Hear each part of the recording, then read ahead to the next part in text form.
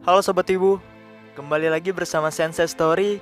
Kali ini kita akan membahas sebuah film dengan judul Attack on Titan Chronicle, yaitu rangkuman series anime Attack on Titan dari season 1 sampai 3. Adalah garapan sutradara Masashi Koizuka dan Tetsuro Araki yang diproduksi oleh Wit Studio, dan film ini dirilis pada tahun 2020. Attack on Titan Chronicle yang berdurasi sekitar 122 menit ini menceritakan kisah tentang kehidupan Eren dalam usahanya ingin membasmi seluruh Titan yang ada di dunia. Film ini merupakan rangkuman singkat dari season 1 sampai season 3.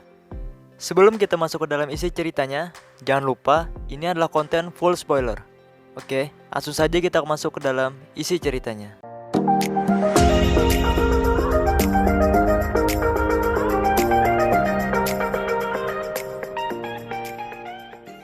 Cerita ini mengisahkan tentang orang-orang yang berada di dalam tembok, dan di luar tembok banyak Titan yang ingin memakan orang-orang yang ada di dalamnya, tetapi tidak bisa karena terhalang tembok.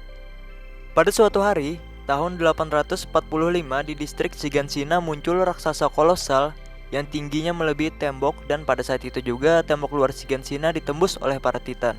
Eren yang sangat itu tengah bersama Mikasa bergegas menuju rumah Eren. Saat sampai, ternyata rumahnya sudah roboh dan ibunya Eren tertindih rumahnya sendiri. Di situ Eren ingin menarik ibunya tetapi tidak bisa. Ibunya menyuruh Eren dan Mikasa untuk pergi meninggalkannya.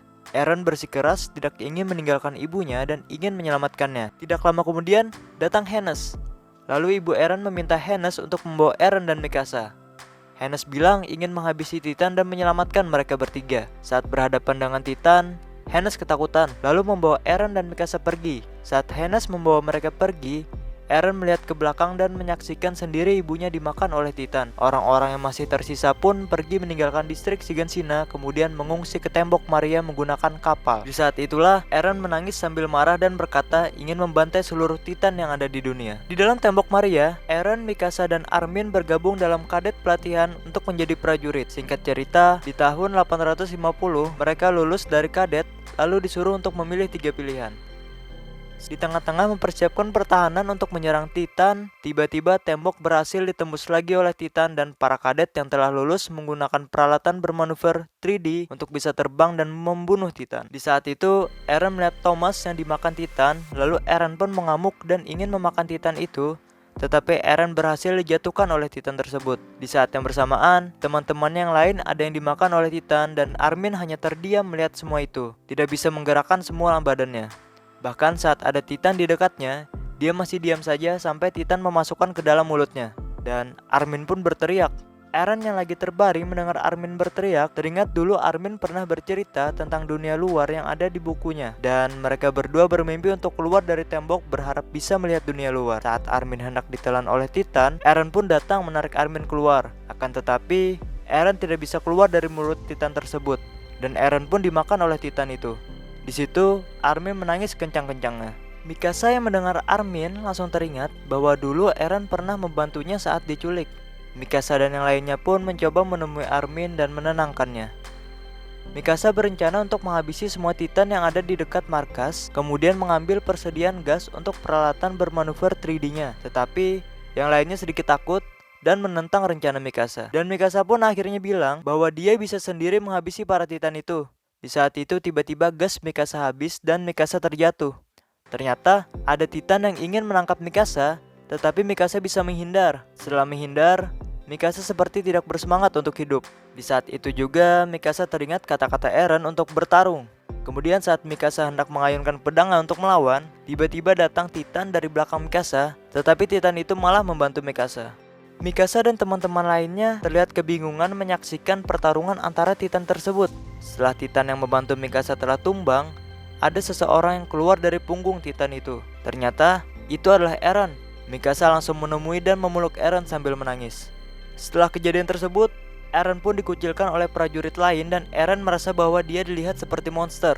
Lalu saat prajurit diperintahkan untuk menembak mereka, Eren teringat kata-kata ayahnya, yaitu, jika kau ingin menyelamatkan Mikasa dan Armin, kau harus bisa mengendalikan kekuatan Titan ini.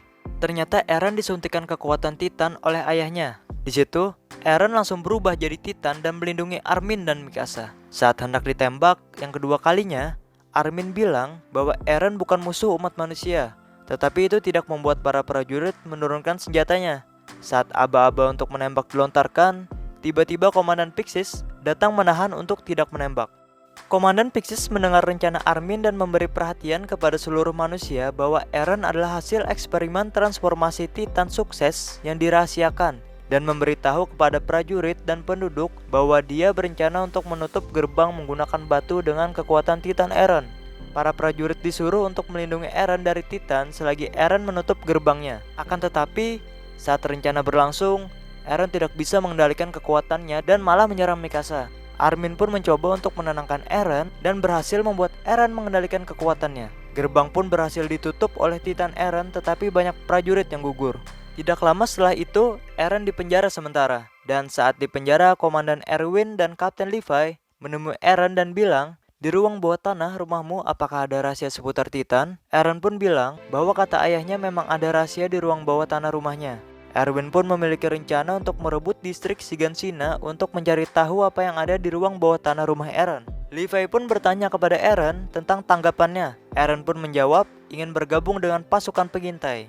Dan akhirnya, Levi berani bertanggung jawab atas Eren dan membebaskan Eren. Rencana ekspedisi keluar tembok pun dimulai. Di tengah perjalanan, banyak Titan yang terus menyerang mereka. Bahkan, ada satu Titan wanita berakal seperti Titan Eren. Dia sangat kuat dan mencoba untuk mencari Eren yang sudah memasuki hutan. Di dalam hutan, banyak pasukan yang terbunuh dan Eren yang melihat itu bertanya, "Kenapa kita harus terus maju ke depan dan meninggalkan yang lain?" Eren pun berencana untuk berubah menjadi Titan. Dan Petra yang berada di sebelahnya menyuruh Eren untuk tidak melakukannya. Lalu Levi memberi pilihan kepada Eren untuk mempercayai dirinya sendiri atau Levi dan orang-orang yang berada di sana. Eren pun memilih untuk maju terus bersama Levi dan yang lainnya. Ternyata Erwin dan yang lainnya sudah menyiapkan perangkap untuk menjaring Titan wanita. Perangkapnya berhasil, akan tetapi Titan wanita itu berteriak yang membuat Titan lainnya memakannya. Ternyata itu adalah rencana Titan wanita agar bisa kabur keluar dari tubuh Titan. Di saat yang bersamaan, ada seseorang yang memakai jubah pengintai tetapi wajahnya tidak terlihat. Dan dia menghabisi pasukan pengintai dengan pedangnya. Mungkin dia adalah musuh yang menyamar. Eren pun dibawa pergi oleh tim lainnya. Di saat terdesak, Eren ingin sekali berubah menjadi Titan. Eld melarang Eren dan mencoba melawan Titan tersebut, lalu menyuruh Eren terus maju ke depan. Titan wanita pun berhasil dibutakan dan dicincang. Akan tetapi, Titan wanita tersebut melindungi tengkuknya dengan tangan. Saat tangan Titan wanita sudah tidak melindungi tengkuk lehernya, Eld pun memberanikan diri untuk menebas tengkuknya. Tetapi saat sudah dekat dengan Titan tersebut, Titan wanita itu bergerak menggigitnya. Eren yang melihat Eld, Petra, dan Oluo dibunuh Titan wanita pun kembali dan berubah menjadi Titan Eren. Tetapi usaha Eren sia-sia. Eren dengan mudah dikalahkan. Pasukan pengintai kembali dengan kegagalannya yang ke-57. Komandan Erwin berencana untuk menangkap Titan wanita yang dicurigai adalah anggota polisi militer yang satu kadet dengan Eren, dan satu lagi di pelatihan yaitu Annie Leonhardt. Rencana pun dijalankan dan ternyata memang benar, Annie adalah Titan wanita itu. Saat identitasnya ketahuan, Annie berubah menjadi Titan.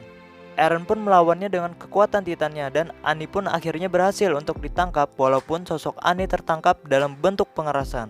Di saat yang bersamaan, tembok sedikit retak atau terkelupas dan terlihat ada wajah Titan di dalam tembok.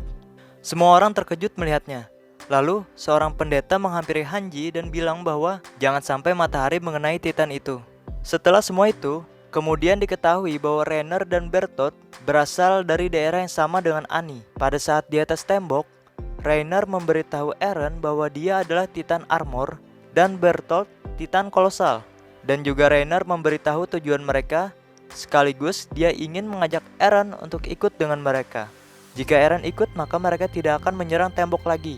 Eren yang mendengar pernyataan Reiner menyangkal dengan bilang bahwa Reiner hanya sedang lelah. Di saat bersamaan, Reiner melepas kain di lengannya dan regenerasi di tangannya terlihat. Mikasa pun bergerak menebas tangan Reiner dan leher depan Bertolt. Saat Mikasa hendak memotong leher Bertolt, Reiner mendorongnya dan mereka berdua berubah menjadi Titan. Setelah Reiner dan Bertolt berubah menjadi Titan, Reiner membawa Eren dan Bertolt membawa Ymir. Dengan dua pengkhianat itu berubah menjadi Titan dan melawan Reiner. Akhirnya, Titan Eren kalah dan Eren pun berhasil dibawa Reiner. Para anggota pengintai banyak terluka akibat ledakan yang dihasilkan Colossal Titan, termasuk Mikasa. Singkat cerita, Mikasa terbangun dari pingsannya dengan gelisah dia mencari Eren.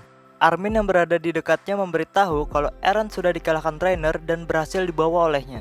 Reiner dan Bertolt membawa Eren dan Ymir ke dalam hutan. Di saat yang bersamaan, mereka melihat asap pasukan pengintai yang mengejar mereka saat para prajurit sudah semakin dekat dengan Reiner. Erwin mengangkat pedangnya dan menyuruh untuk tetap maju. Akan tetapi, ada Titan lain yang menggigit tangannya.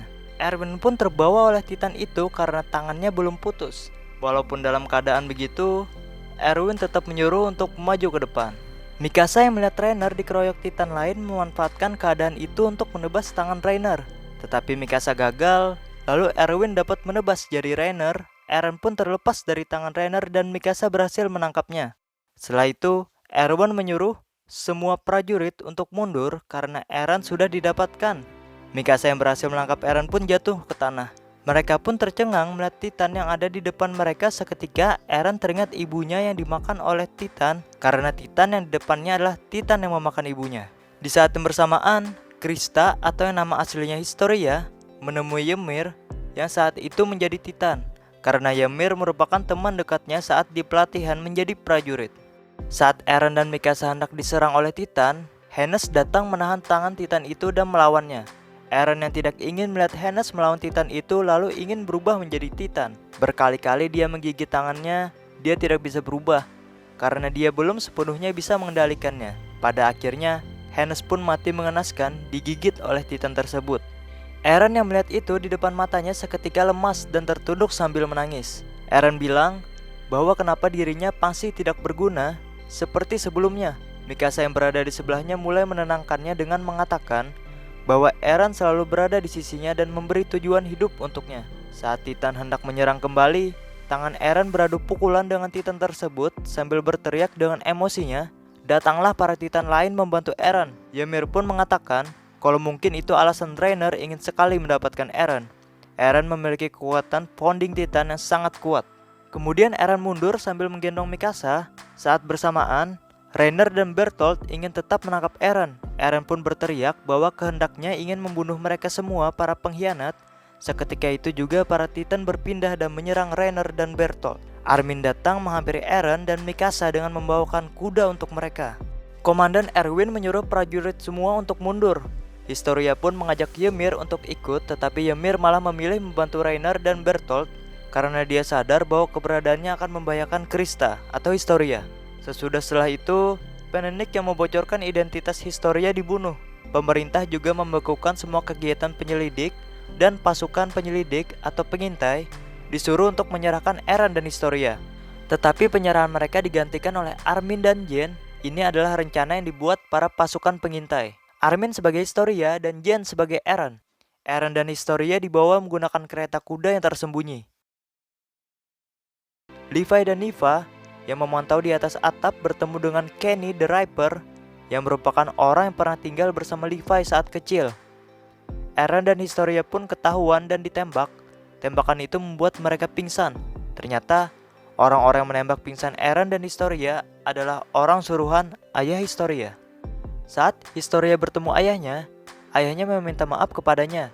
Ayahnya mengatakan kalau untuk melindunginya tidak ada pilihan lain, karena darah bangsawan mengalir di dalam dirinya, yaitu keluarga Reiss.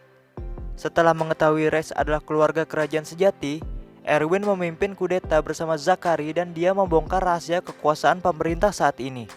Pasukan penyelidik atau pengintai teringat kalau Eren pernah mendengar Bertolt dan Ymir berbicara bahwa jika Titan memakan orang yang bisa berubah menjadi Titan, maka akan mewarisi kekuatan Titan yang dimakan.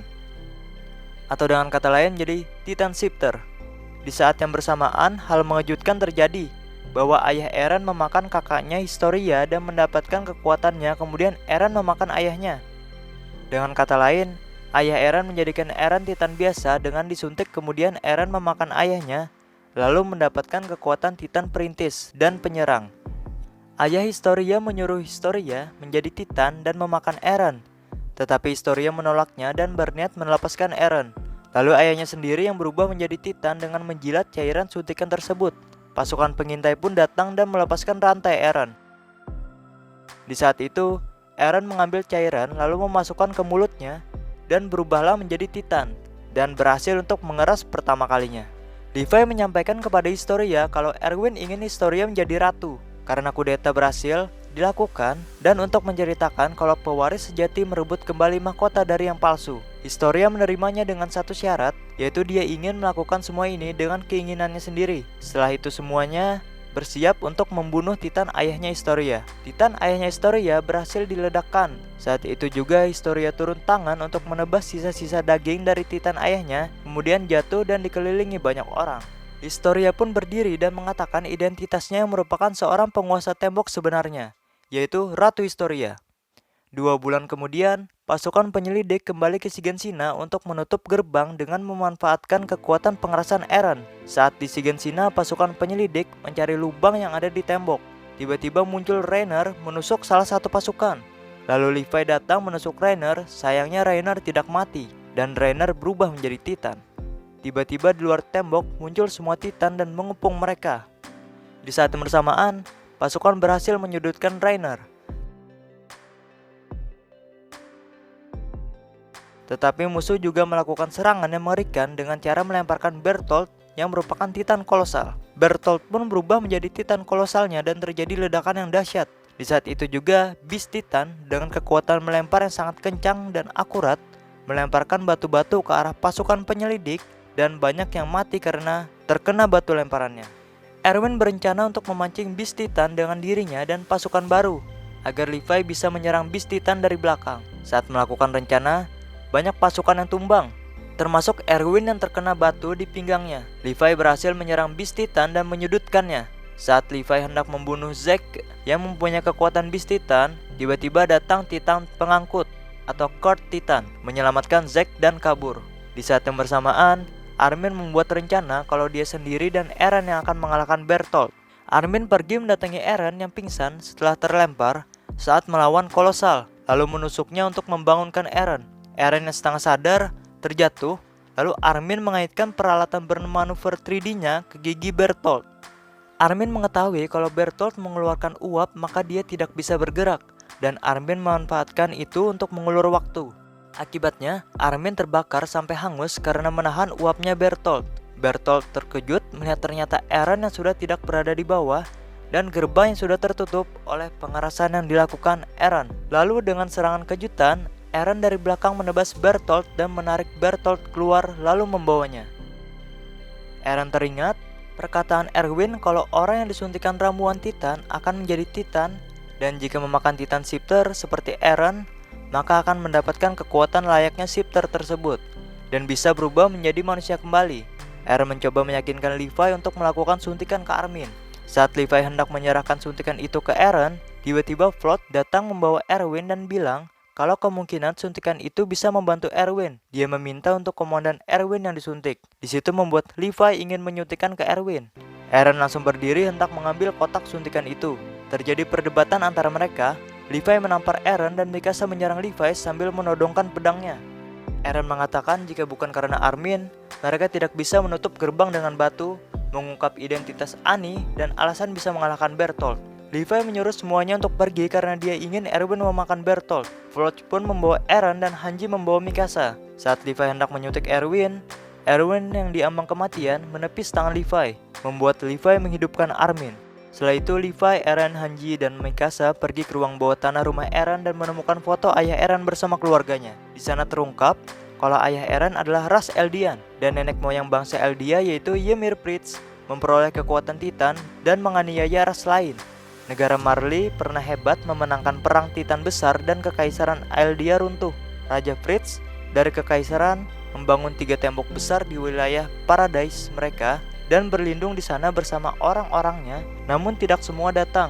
Sesepuh yang tersisa ditinggalkan di daratan dan ditempatkan di zona interniran dan diskriminasi. Ayah Eren bergabung dalam pasukan revolusioner yang disebut Pemulihan Tua. Di sana dia juga bertemu seorang berdarah bangsawan bernama Dina Fritz. Mereka pun menikah dan memiliki anak bernama Zack. Ayahnya membesarkan Zack untuk menjadi prajurit Marley.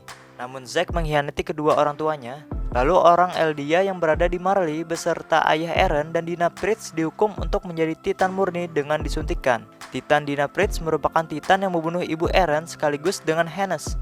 Di situ ayah Eren bertemu dengan informan yang menyamar jadi perwira Marley dan mewariskan Attack Titannya ke ayah Eren dan juga memberikannya misi. Misi ayah Eren adalah mewarisi Titan ke seseorang dan memberikan ingatan bahwa di balik tembok manusia belum binasa. Scan terakhir terlihat pasukan pengintai pergi ke ujung laut. Saat di laut, Eren menunjuk ke seberang laut dan berkata, "Jika kita mengalahkan musuh yang di seberang sana, apakah kita akhirnya bebas?" Scene ditutup dengan pemandangan laut dan ekspresi wajah Eren yang datar karena banyaknya kesedihan yang dialaminya. Segitu saja teman-teman pembahasan film kita kali ini. Terima kasih untuk kalian yang telah menonton konten ini sampai akhir dan terima kasih untuk kalian yang telah menanti-nanti konten dari Sensei Story. Wassalamualaikum warahmatullahi wabarakatuh.